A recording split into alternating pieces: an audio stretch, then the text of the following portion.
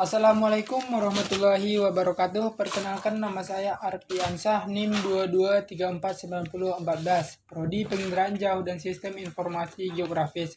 Baiklah, saya akan mempresentasikan tugas hidrosfer dan atmosfer, yaitu mengenai video emitter Oklub rentan dari BMKG mengenai manakah potensi lebih rentan terkena cuaca ekstrim petani atau nelayan. Yang pertama, cuaca ekstrim. Indonesia merupakan wilayah yang rentan terhadap terjadinya bencana, salah satunya cuaca ekstrim. Cuaca ekstrim merupakan suatu kondisi cuaca atau iklim yang terjadi pada waktu dan tempat tertentu yang tidak biasa dan juga sangat jarang terjadi. Khususnya fenomena cuaca atau iklim yang mempunyai potensi menimbulkan bencana, menghancurkan tatanan kehidupan sosial, atau yang menimbulkan korban jiwa manusia. Faktor pertama penyebab terjadinya cuaca ekstrim adalah karena aktifnya monsun Asia, di mana adanya angin yang berhembus secara periodik dari benua Asia menuju benua Australia yang melewati Indonesia. Faktor kedua adalah suhu hangat permukaan laut di Indonesia dan sekitarnya yang memicu mudahnya air menguap dan terkumpul menjadi awan hujan yang menyebabkan pasokan uap air cukup tinggi, yang mengakibatkan pembentukan awan hujan dan fenomena gelombang atmosfer. Gelombang atmosfer dapat meningkatkan potensi udara basah di sejumlah wilayah Indonesia yang menyebabkan hujan. Yang kedua adalah perbedaan kondisi cuaca antara daratan dan lautan.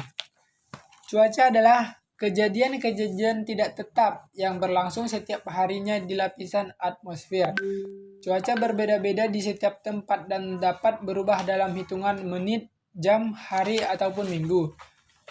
Kejadian-kejadian yang dinamakan cuaca ini paling banyak terjadi pada troposfer, bagian dari atmosfer yang paling dekat dengan bumi.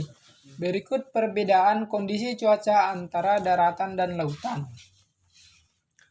Proses pemanasan atmosfer di daratan lebih optimal karena permukaan daratan cenderung beragam atau tidak homogen. Maka, proses pengangkatan massa udara akan terjadi pada area lebih sempit daripada lautan.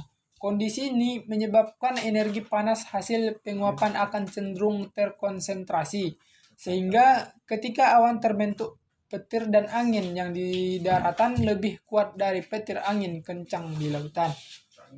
Oleh sebab itu, proses pembentukan awan hujan dan petir lebih sering terbentuk di daratan daripada lautan.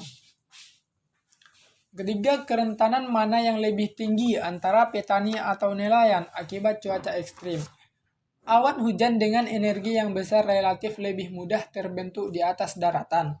Kemudian dari faktor angin kita dapat mengetahui bahwa waktu paling perlu diwaspadai adalah ketika sore hari untuk wilayah daratan dan dini hari untuk wilayah lautan. Jadi dapat disimpulkan bahwa jika tanpa pemahaman yang lebih terkait mitigasi dampak cuaca ekstrim, profesi petani lebih rentan terhadap cuaca ekstrim, terutama terkait sambaran petir. Namun hal ini tidak berarti profesi nelayan tidak berpotensi terdampak pada ekstrimnya cuaca. Baiklah, sekian presentasi saya. Jika ada kesalahan, mohon maaf. Saya akhiri. Assalamualaikum warahmatullahi wabarakatuh.